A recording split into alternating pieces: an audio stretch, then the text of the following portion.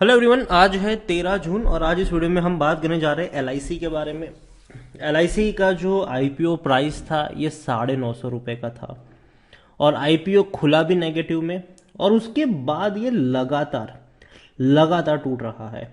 आज भी तकरीबन 6% की भयंकर गिरावट है। 665 रुपये के करीब एलआईसी का शेयर पहुंच चुका है।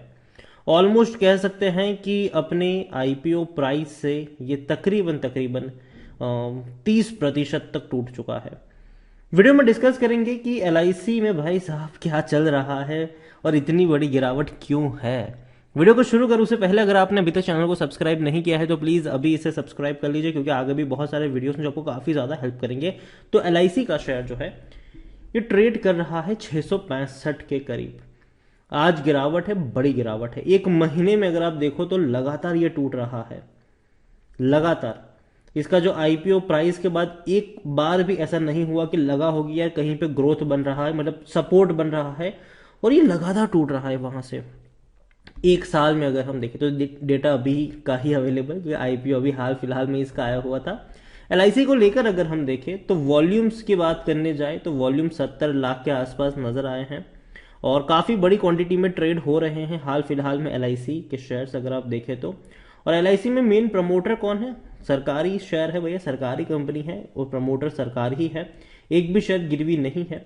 19 म्यूचुअल फंड स्कीम्स का पैसा लगा है। देखिए, एलआईसी वो कंपनी है जिस पर लोग आंख बंद करके भरोसा करते थे, अभी भी करते हैं। ऐसा नहीं कि नहीं करते, अभी भी करते हैं। काफी लोगों की एलआईसी में पॉलिसी वगैरह चल भी रही होगी और काफी लोग एलआईसी को पेमेंट कर भी रहे होंगे। लेकिन देखो, एलआईसी में दिक्कत क्या हो रही है? दिक्कत यह है कि जो बड़े बड़े प्लेयर्स निकल कर आए हैं, चाहे वो एचडीएफसी हो, चाहे वो आईसीआईसीआई हो, चाहे वो कोटक हो, चाहे वो टाटा हो, या चाहे और भी कई सारे प्लेयर्स हो, इंश्योरेंस स्पेस में बहुत सारी कंपटीशन बढ़ चुकी है, बहुत सारी। और ऐसे में एलआईसी का जो मार्केट शेयर है वो छीना जा रहा है। खास करके देखो, एलआईसी की प्रेजेंस जो है वो ऑफलाइन तो बहुत बेहतर है, ठीक है। छोटे शहरों में, गांवों में एलआईसी आपको बहुत बड़े पैमाने पे देखने को मिल जाएगा। लेकिन बड़े शहरों में जो है वो बड़ी कंपनियों ने भैया हथिया के रखा है पूरा का पूरा बाजार। खास करके जो ऑनलाइन वाला स्पेस है, वो ऑनलाइन वाले स्पेस में एचडीएफसी हो, आईसीआईसीआई हो, कोटक हो, टाटा हो, ये बहुत अच्छा परफॉर्म कर रहे हैं। इनका मार्केट शेयर बढ़ भी रहा है हर बार। लेकिन एलआईसी का मार्केट शेयर वहां पे घट रहा है। और जैसे जैसे स्मार्टफोन पेनिट्रेशन होगा, इंटरनेट भैया हर यूजर तक पहुंचना शुरू हो जाएगा, लोग चीजों को समझना शुरू करेंगे, तो डेफिनेटली एलआईसी का मार्केट शेयर और भी कम होता जाएगा फ्यूचर में। लेकिन देखो यार, एलआईसी डेफिनेटली इस चीज को जानती भी है, समझती भी है, और वो भी प्लान करेगी कि भैया किस तरीके से अपनी ऑनलाइन मार्केटिंग को भी बढ़ाया जाए, ऑनलाइन प्रेजेंस भी बढ़ाई जाए। वो भी कोशिश जरूर करेगी आने वाले दिनों में। लेकिन साथ में एक और चीज है जो समझनी चाहिए कि एलआईसी एक इंश्योरेंस कंपनी ही नहीं है, एलआईसी इंडिया का सबसे बड़ा इन्वेस्टर भी है। कई बड़ी बड़ी कंपनियों में एलआईसी का निवेश है। एलआईसी कई बड़ी कंपनी में पैसा लगाती है और कई बार उनका पैसा कई गुना हुआ भी है।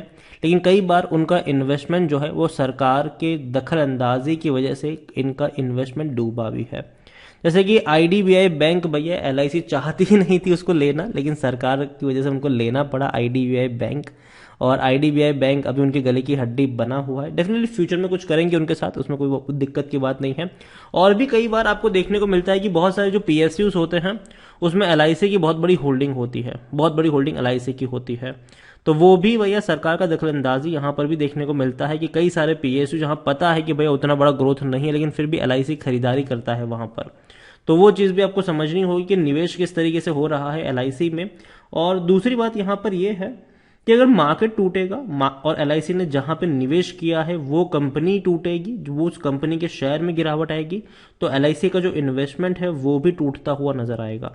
तो जाहिर सी बात है, एलआईसी ये दोनों फ्रंट पे चैलेंज फेस कर रही है अभी के सिचुएशन में, कि भैया बड़ी कंपनियां उनका मार्केट शेयर छीन रही है, और दूसरी ओर अगर हम देखें तो एलआईसी ने जहां इन्वेस्ट किया है वो मार्केट की गिरावट में वो भी कम हुआ है। एलआईसी के बारे में अगर देखा जाए तो अभी खरीदारी करने का सही मौका है, ये कहना है टिकर टैप का, और 0% एनालिस्ट यहाँ पर खरीदारी करने की सलाह दे रहे हैं। इतना ही नहीं, एलआईसी में अगर मैं होल्डिंग की बात करूँ तो प्रमोटर ही ज़्यादा बड़ी क्वांटिटी में है, 96.50% की होल्डिंग है। और आने वाले दौर में LIC अपनी होल्डिंग को और कम करेगा और जो 75% का सेबी का रूल है वहां पर लेकर जरूर आएगा और क्वांटिटी LIC अपनी रिलीज करेगी आने वाले दिनों में। म्यूचुअल फंड के पास 0.80% की होल्डिंग है, 0.41% डोमेस्टिक इंस्टीट्यूशन के पास है, 0.22 FIs के पास है, 2.07 रिटेल और अदर पार्टीज के पास देखने को मिल रहा है। तो देखो LIC में पहली तो ये कहूंगा कि मार्केट काफ़ी हद तक गिरावट में है। अगर आप चैनल को रेगुलर फॉलो करते हो तो मैंने इससे पहले कई सारे वीडियोस LIC के ऊपर बनाए थे जहां मैंने कहा था कि 700 से ऊपर मैं नहीं खरीदूंगा और अब ये 700 से नीचे जा चुका है। ठीक है, तो पहली चीज़ तो ये कि डाउन ट्रेड में है। ठीक है, अभी जिस तरीके के हालात बने हुए हैं बाजार में, ये डाउन ट्रेड थोड़ा और वक्त तक गहरा सकता है।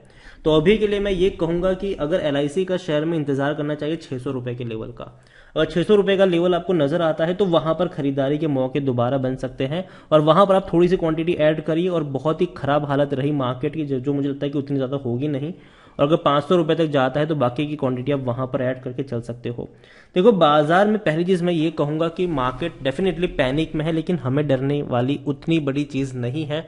डेफिनेटली मार्केट टूटेगा, लेकिन जब भी मार्केट टूटा है हमने मार्केट में बढ़िया बाउंस बैक देखा है। जिन लोगों ने गिरावट में खरीदारी करी है उन्होंने भैया जब तेजी आई है तो अच्छा खासा पैसा छापा भी है। चाहे हम अभी 2020 की ही बात करें, कोविड में जब मार्केट टूट के बिखरा था और जब बाउंस बैक हुआ तो काफी तगड़ा बाउंस बैक हुआ। अभी बहुत सारे चैलेंजेस है, पूरे ग्लोबली चैलेंजेस है। चाहे इन्फ्लेशन की लेकर अगर हम बात करें तो पूरा ग्लोबल में ही पैनिक है, तो जाहिर सी बात है मार्केट में थोड़ा सा इफेक्ट जरूर पड़ेगा। फेड्स भी आने वाले दौर में, जो US बाजार में फेड्स वगैरह जो है वो आने वाले दौर में अपना जो इंटरेस्ट रेट है उसको 0.5 से 0.75 तक बढ़ा सकते हैं। हालांकि अभी तक कोई अनाउंसमेंट नहीं हुई है, लेकिन कर सकते हैं ये अनाउंसमेंट। अब देखते हैं कि उनकी अनाउंसमेंट कब होती है, क्योंकि बहुत सारी चीजें वहां पर भी डिपेंड करती है। क्योंकि देखो अब यही मैं कहूंगा कि LIC जल्दबाजी मत करिएगा खरीदारी को लेकर, लेकिन हाँ कंपनी काफी सारे चैलेंजेस फेस कर रही है, लेकिन उम्मीद करते हैं कि इन सारी चैलेंजेस से कंपनी धीरे धीरे बाहर निकलती हुई हमें नजर आए।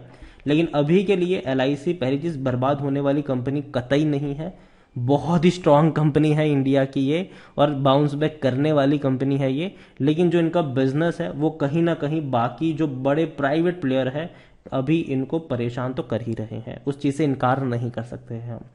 तो अभी के लिए LIC में डाउन ट्रेड है लगातार। अगर आप देखो तो नीचे की तरफ डाउनवर्ड जो इसकी ट्रेजेक्ट्री है वो देखने को मिल रही है।